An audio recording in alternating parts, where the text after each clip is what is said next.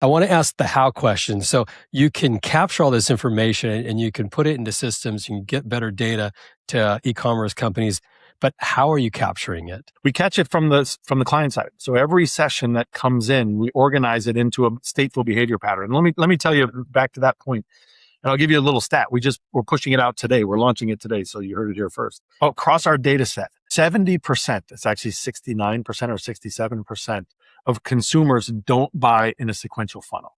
Now, that means that 70% of us bounce around in the product, right? So when you set up how people see consumer journeys, everything is sequential, but 70% don't buy like that. We bounce around, we research, we load the cart, then we go back and look at a review.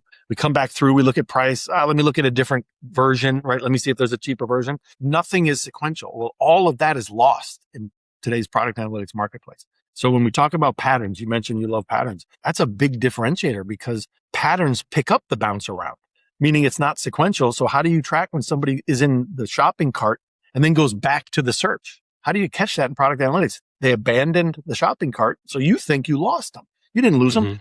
Back at search. Well, search team thinks we have another consumer coming through. No, it's the same person, and they're in research. So behavior patterns are the new way to see consumer journeys because 2/3 of digital businesses tool sets or 2/3 of digital business consumers aren't even seen correctly in their current tool sets. So that's the reason why patterns is such a differentiator for us and the reason why we're saying it's critical. But then when you move to agentic, patterns are everything because now you can personalize 10,000 different patterns. I can have a conversation with Jake and I know exactly how you buy. Then I get Keith. I know exactly how he buys. And then 10 million consumers, every single one of them, I know how they want to buy.